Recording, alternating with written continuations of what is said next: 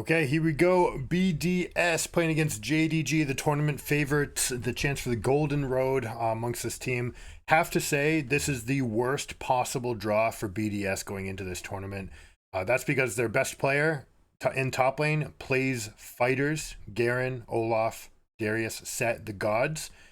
You can just counter that by playing tanks, and you're playing against the best weak side tank player maybe in the entire world in 369. So, just an awful draw for them. That probably means that they get mitigated everywhere else. Ruler is world class, maybe top 1. Knight is world class, maybe top 1. Kanavi, again, maybe top 1. Like, literally, these guys are superstars at what they do. They play in 2/3 of the map, and then JDG or 369 plays weak side, and is if Adam is able to create some sort of advantage, then they have a chance. The problem is it's going to be so difficult to turn this into anything meaningful because it's Ornn. Like, even if you beat the Ornn's still going to have an effect for the rest of the game. So it's going to be a tough game for them. I like the combination of champions that they've put together for themselves. They do have Xayah Rakan. They have Cassiopeia. Cass into Jarvan can be very, very effective, as it can also be into Alistar. These champions that are diving into you, you can turn it into a one-way road potentially. But that said, they did give up Alistar to get this, so they're facing off against Alistar Kai'Sa with the Jarvan engage plus the Ornn ultimate. I expect to see the Serrated Dirk version of Kai'Sa. Again, it's going to be Umbral Glaive into Serrated Dirk for that fast Q evolve. Should give them the combat advantage from that point on. You're also going to have the Armor Shred from Jarvan, so they're going to have no problem dealing damage. But Cassiopeia, very strong pick, can get away from this game, can solo carry games. If the fight comes to her, she's very, very strong. So we'll see how that ends up going. Vi, with a neat invade path here. Red into blue into Gromp, getting level 3 for themselves and giving the thumbs up emote. BDS is going to have some fans. No matter how you cut it, they're going to get it. But when all is tallied, you need to actually fight right now. You've got 2 buffs versus this guy having just the 1. You need to make something happen. They end up getting nothing for it. J4 walks away because now you're looking at 5 camps versus 3, okay? Sorry, 4 camps versus 3. It is going to be on one side. We'll see if Vi goes and just contests. We're going to have this battle right now. Very interesting to see these adaptations. Who is going to go for what? They are battling each other through and through for this. Vi, did you just miss this angle? How did you allow that to happen? No. Okay. All right.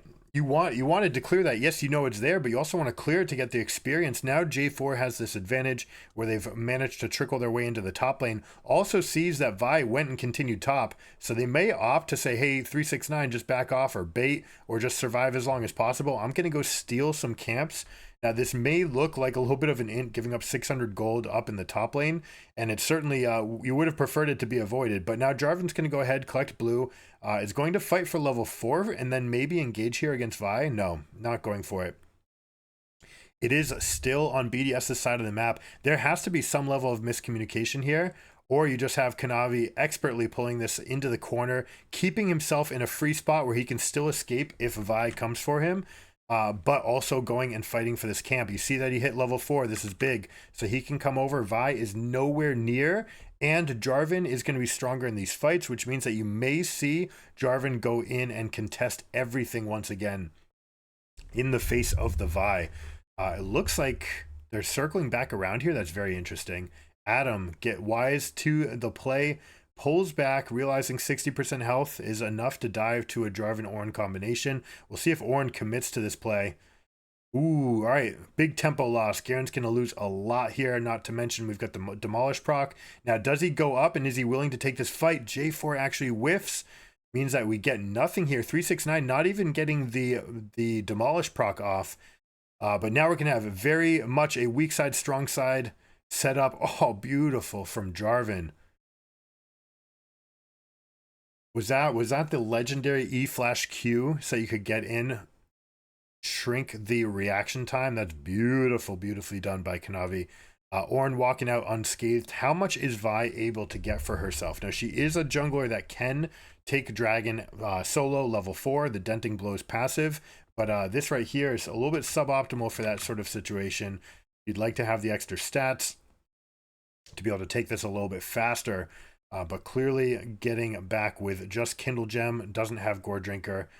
Will Q Flash engage with Ignite into Flash Q from Vi. They're going to be tracking these timers all over the place. They're going to try to punish Garen for not having Flash anymore. Tries to wipe the wave, does to an extent, but you know, this is Ornn diff. Ornn just being super steady, like what Adam did. You see how he buffered? I thought he might have just been an E-Flash auto there. Now Adam going up, crashing the wave, going for a good old-fashioned solo Q proxy here. This is what Garen can do in these matchups. Starting at level 5, he can just fast push everything. We'll see whether or not he goes for this camp right here. This is the camp that is going to, that Worlds meta for junglers is going to revolve around. How often Raptor steals can you get? Or is he going to go into this face checking Jarvan? Oh, he's keen to it. Gosh, JDG is just on another level. All right, 369 getting that communication across. We also saw it previously in the tournament. So if you scouted this, you know that he likes to go from here into here. He likes to take that window for himself after he proxies. He doesn't just recall. He uses that tempo to his advantage and tries to fight for camps. So Kanavi wise to the cause and is able to get out for himself. Now, Alistar, Kai'Sa. This combination, we're going to see a lot of it, like we said in the last video. Alistar #1 in the AD carries. Kai'Sa being top 3, along with Ashe and Xayah. We're also going to see some amount of Kalista in this tournament. Those are basically the 4 carries that we expect to see across the board. Probably not going to see many mages, although we do think that Sona Seraphine could hack it, and we think some Ziggs could hack it, but they're probably just not going to show up. Aphelios is a little bit outclassed. We go EQ, but it's into the level 6 of Garen, so he's going to step away. Does end up shielding the counter damage, so there's no damage done in return. Fighting for this ward here, is able to get it off. They are fighting for every small little difference. Love to see this level of optimization where they're trying to get every little inch that they can. And you basically have to. Ruler maybe in the history of the game is the most steady and dependable marksman for endgame scaling. Trying to think. Yeah, there's basically no one that's going to give him a run for his money there. He might not be the best in the tournament right now, but he might be, right? There's a chance. Like, he is that good. And especially the way that this team has been playing, Knight and Ruler just taking over endgames, Kanavi, like we said, and then 369 just being this tank player. And you know, that's just tough for BDS. They want Garen to create advantages, and really Ornn is going to give them the minimum here. But they do get one for themselves here. Garen, Adam rotating over, high tempo from the top lane. Love to see this. This is something you don't want to just stonewall into this tank. You want to get the maximum in the river. Try to take Prio into the river and then fight, right? You either get more this way or you take the wave and then you come in this way. Adam has shown that he is willing and able to do all of those.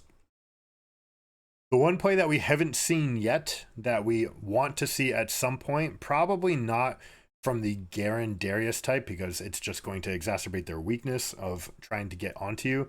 But we'd like to see some amount of hit level 6, have teleport available, come bot, all in for the gank here, and then teleport back, or just sit here and then send your bot lane over to the Rift Herald, and you keep your top laner there, hopefully in a 1v2 situation.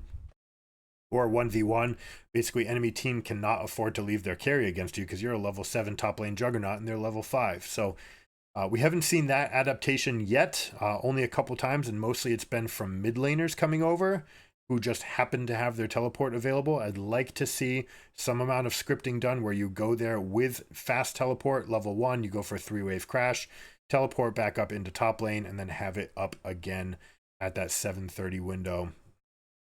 That 7:30 to 8:30 window.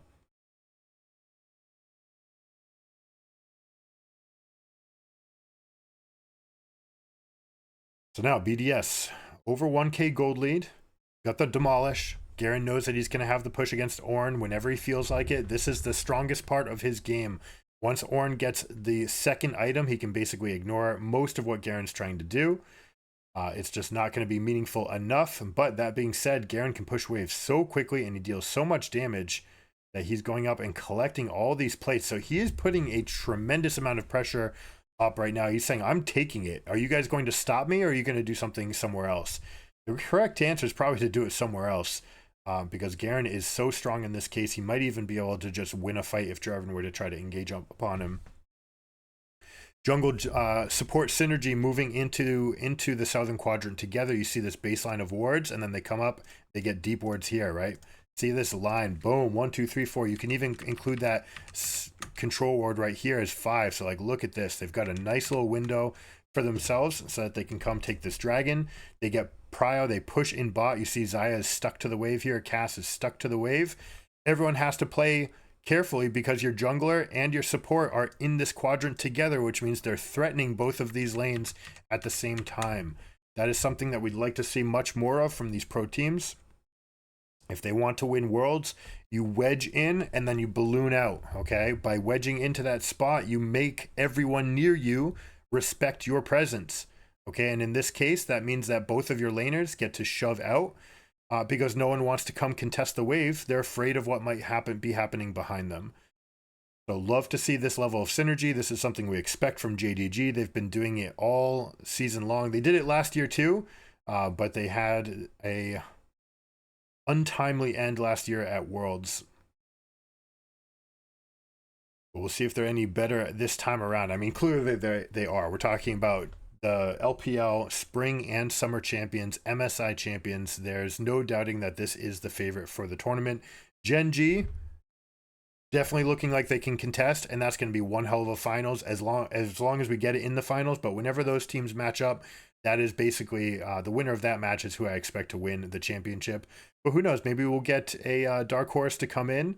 Maybe BDS can be the team that comes in from play-ins and wins, just like DRX did last year.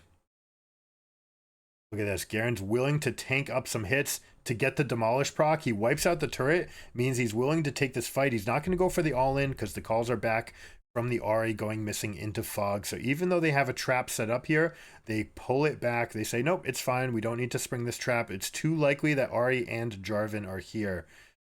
Cassiopeia gets the push because of this, and BDS is getting a tremendous amount of tempo. Apart from this one time that the wedge was driven into their southern quadrant, they have been solid.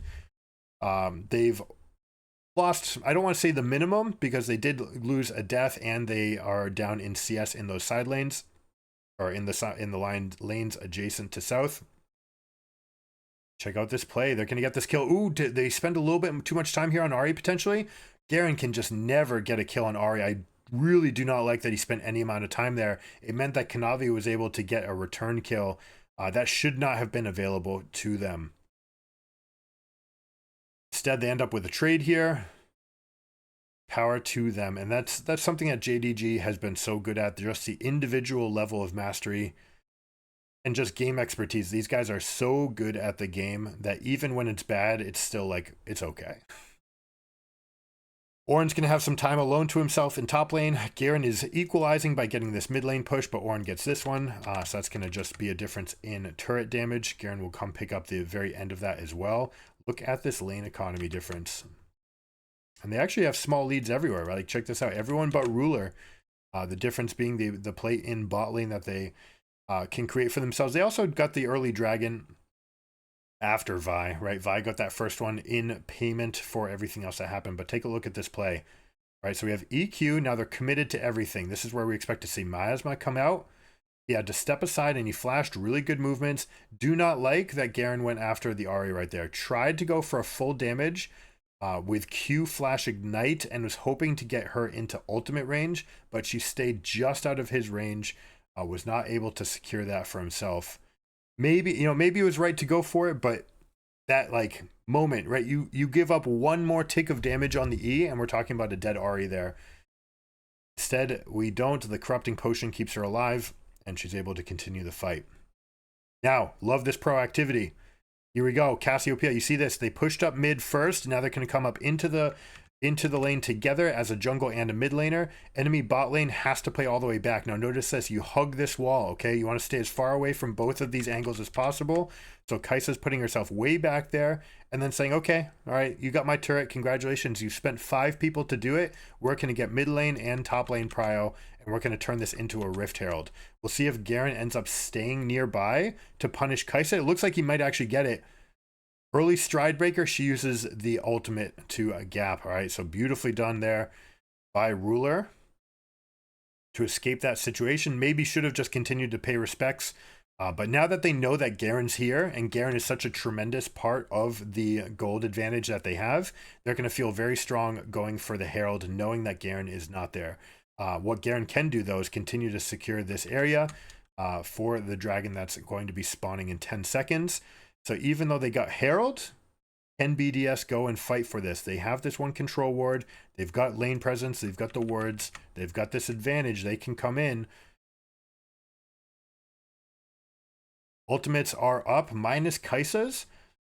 The fact that Kai'Sa's is down means that they may actually give this dragon. It looks like they're actually playing for it, though.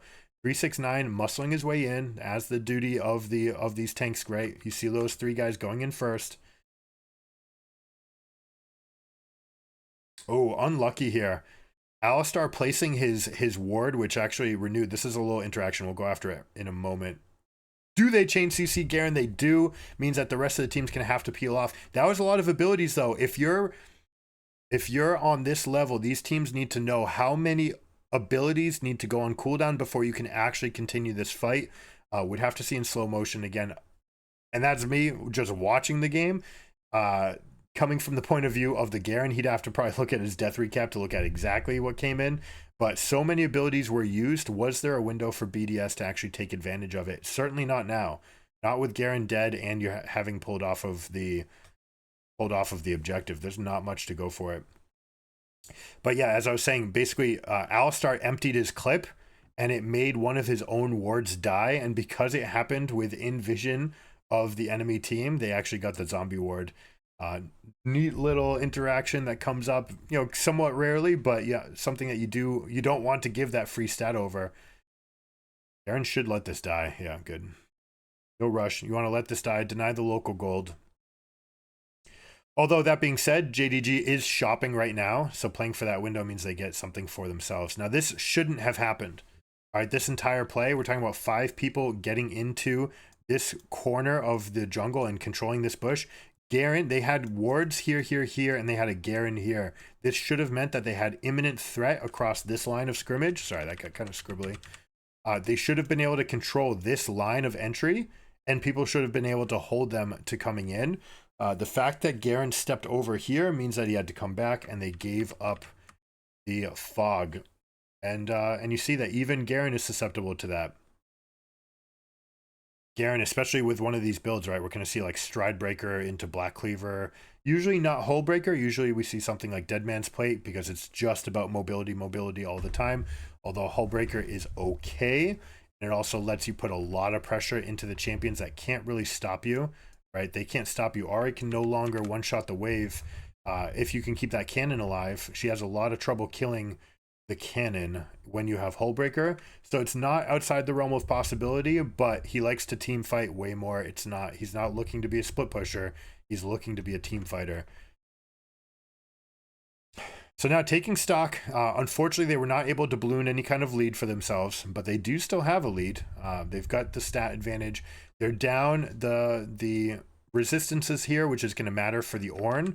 And also for Kai'Sa and Ahri's ability to push. The fact that they have Ocean means that they should have a pretty good spot, but this is a kill basically 100% of the time. No? If Knight gets away... Okay. The fact that Knight has been this slippery, though, is inspiring for JDG and a problem for BDS. Because if you look at all the abilities they had to use, Ignite, Flash, Ignite, I believe they had this one as well, right? Ultimates down as well. Multiple different things used to get that Ahri down means that they don't actually win in the trade, right? You see this is still a 1k difference. They had to expend so much. Not only that, but they're going to be weak now as the Baron is up and ready to be contested. JDG is going to feel really strong because of all the resources that are gone. All right, they've got the timer. The BDS needs to avoid this kind of fight. Props to JDG for forcing it, for muscling their way in. This is something you have to be careful of. You just used so many abilities. Yes, you killed an Ahri, but all of your champs, right? You're missing this. You're missing this. Gone. All right, now these are gone as well. This is gone. This is gone. This is gone. Ignite is gone. So look at the amount of resources that BDS is missing going into this Baron as well. Oh, beautiful. Smite flash to make sure that she can't get that last dash away. Knock up. Vi doesn't have any tools left. She's no flash, no ultimate. Free pickings here. And now with everybody dead, you better believe that they're going to control this quadrant and start muscling in. It looks like they opted not to. No, they didn't. Okay. They opted instead for vision here. They go for the push in bot wave, and they go for the presence in the southern quadrant, meaning they're going to play for dragon stacks. Happy to continue stacking with Kai'Sa Ornn moving forward. Ahri's going to be fine. Like, they're just fine. They, Garen is a champion that will fall off just because of the nature of the game, but Garen has gotten stronger, especially the way that Adam builds it and constantly getting this full resource load and a large portion of the kills. Damage for their team in general, but this is going to be the threat for the end game, right? Like right here. The fact that Cass and Xayah are going to be working on their third items, that is their source for carrying. Now, interesting thing from Cassiopeia, this is a rarity, okay? Rod of Ages, less common than Lost Chapter. When normally what we see here is Tear into Lost Chapter, and then Rylai's. And you go Rylai, then you finish this, then you finish your Tear, and you go for that item combination. It's a very smooth build path that gets you into the end game. That being said, the Rod of Ages picked up, and the fact that we're fully stacked now means Cass is going to be feeling great. They didn't really go through that trough. Well, I mean, you can say they did because they had a 2k gold lead and they weren't able to balloon on it. So I guess you have to say, yeah, you have to say that they lost out on the more aggressive build path. If you had gone Rylai's, you would have been able to threaten significantly more. But this will make her very tanky. It makes her able to stand up into the front lines. It's not going to be tanky enough to get into a full damage combo, though. If they can light her up, right? If, let's say, we get an E flash from Ahri into a headbutt pulverize combo and into EQ from here into a Ornn ult, right? Like, there's plenty of ways to win this fight and deal AoE damage as they're coming up.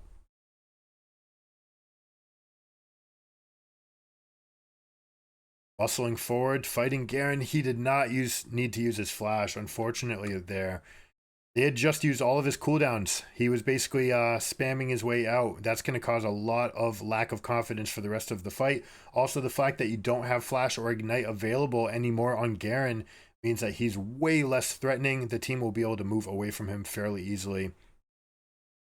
And JDG is going to be able to muscle their way into the pit here. Garen is a little bit chunked. No flash, no ignite means that they're missing several tools. But that being said, you still have Rakan and you have Vi. Look at how quickly JDG is willing to pounce upon that. One step forward and they go dash everything. They use their resources. Ahri into the charm, get the EQ from Jarvan. And meanwhile, Kai'Sa's ultimate coming back up. Rest of the team feeling pretty strong. We'll see if Garen feels strong on the perimeter of this fight. 3-man pulverized from Alistar. That's going to be GG. Now Nuke with a little R flash. Not enough. Not enough. And this is one of the things. The damage from this build, super low. Super low. Like, you're very sturdy. Yeah, it's very hard to kill you. But you are so low damage. Even on these 3 items, it is just not enough going into the rest of the game. You're missing out on that Liandry's burn. Rod of Ages was the way for several months in the beginning of the season, but it was so good. Basically, hasn't been that great ever since they swapped Catalyst and Lost Chapter's cost, right? Lost Chapter was at 1,300 and Catalyst of the Eons was at 1,100. If you remember, now those are swapped. That makes a tremendous difference because of the timing for when you can back and get those items. We saw in this fight, right? Just not enough. You'd like to be dealing more damage. You'd like this all to be together, but you've lost vision, right? And they have this vision in this Dot Bush. Paramount.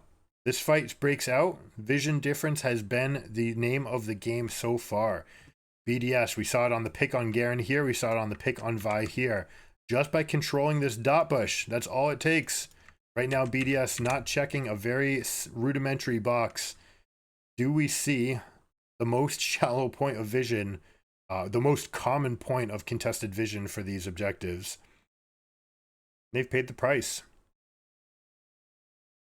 So now, down 2 dragons, down 4K. How are you going to fight this off? What you'd like to do is give the least. All right, the 4 stack is going to try to defend. What they should be going right here is doing exactly what Vi is doing, which is cutting this wave. Unfortunately, she queued to get into range rather than queued to wipe the minions, which means that Kai'Sa's able to shove her away and able to get back. Again, we talk about it many times. When this team creates this wedge, all right, where they can push both this lane and this lane because they control all of this vision with a Baron buff, this is the most common play that gets used. Hold on, we'll talk about it in a moment. Watch this fight. Cassiopeia not getting enough value on that ultimate again. Look at the health bars. They're just basically full health here. They just win this fight easily. But when you have this quadrant lit up and you've got succinct pushes, right? Generally your fighter in mid lane and your 4 stack on the far lane, just because you're more likely to be able to get away from this spot. You have to just commit in one direction and wipe that wave while someone goes and pushes here. All right, this is how you fight back. You allow them to get the minimum. You say, all right, I cannot stop you from breaking one of my inhibitors. Let me come back and trade up here, kill this wave so that I buy myself 30 seconds because you're not coming into this bot wave yet. Until there's supers, it's not actually a game-ending threat. And then by getting this up in the top lane, maybe you can get an extra K for yourself. Then you can defend the base with some gold and maybe actually force your way again. It's got to be powerful moves. You have to punch your way out. You can't let yourself get bled out. And in this case, they just didn't have enough to give, and they get pushed in, caved in. They try to go a little bit too late, a little bit too awkwardly. You already have the turrets down. It means that enemy team is able to drop the hammer to the anvil. Well played by Genji. No complaint. Sorry, by JDG. No complaints. Wonderful use of Fog of War. And like we said, this was going to be Adam's toughest matchup of the tournament, probably. So excited to see what each of these teams do next.